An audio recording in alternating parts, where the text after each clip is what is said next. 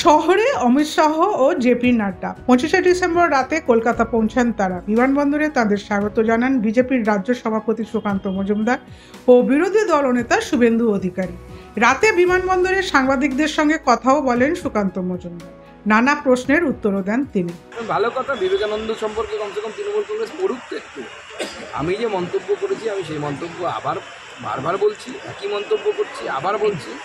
যারা এখন তৃণমূল কংগ্রেসের যে সমস্ত নেতারা এখন বিবেকানন্দের বাণী বলছে, তারা অল্পবিদ্যা ভয়ঙ্করী, তারা পুরোটা জানেন না, পড়েননি, পুরোটা পড়তে বলুন।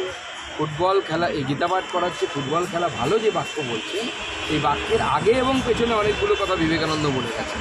সেটা পড়লে আপনি বুঝতে পারবেন যে আপনাকে গীতা পাঠের কথাই বিবেকানন্দ বলেছেন। শারীরিকভাবে সক্ষম হলে মানুষ গীতার বাণীকে সামনের দিকে এগিয়ে নিয়ে যেতে পারে, যেরকম শ্রীকৃষ্ণের কথাতে অর্জুন নিয়ে গেছে। আমি তাই বলছি জনগণকে এবং তৃণমূল নেতাদেরকেও বলছি যে মোজা ঝুলিয়ে রাখুন জানলার পাশে, যে মুখ্যমন্ত্রী এসে টুকটুক করে একটা করে চাকরি দিয়ে চলে যাবে আপনাদেরকে।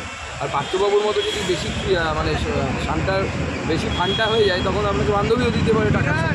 শিক্ষিত বেকার যুবক যুবতীদেরকে এইভাবে অত্যাচার করা হচ্ছে, এটা বাংলার জন্য অত্যন্ত লজ্জা। বিশেষ করে 25শে ডিসেম্বর ছুটির সময়, এই 25 তারিখ থেকে 1 তারিখ পর্যন্ত বাঙালি আনন্দ করে, পিকনিক করে, জুতে যায়, আলিপুরে যায়, ভিক্টোরিয়ার সামনে বসে, নিজের এলাকায় পিকনিকে মাতে।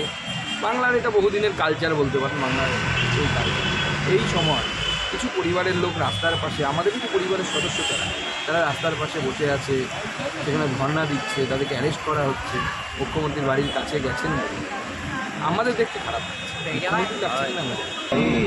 দুঃশাসন থাকলে সুশাসন কোথা থেকে? রাজ্য তো দুঃশাসনে ভরে গেছে। মমতা বন্দ্যোপাধ্যায়ের দুঃশাসনটা সব জায়গায় ঘুরে বেড়াচ্ছে। এখানে সুশাসন আসবে না, এখানে নারীর বস্ত্রহরণ হবে, নারীর সুরক্ষা থাকবে না, নারী পাচারে দেশের মধ্যে শীর্ষস্থানে থাকবো আমরা, এগিয়ে বাংলা মডেলে। সেটাই হচ্ছে।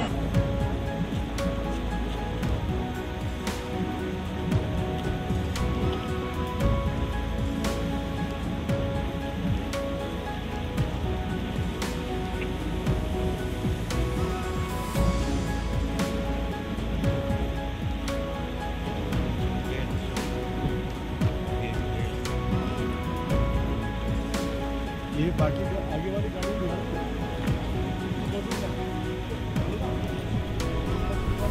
কলকাতায় অন্তত 3টি দলীয় বৈঠকে যোগ দেবেন অমিত শাহ ও জেপি নাড্ডা। ব্যুরো রিপোর্ট, সূত্রকার সংবাদ।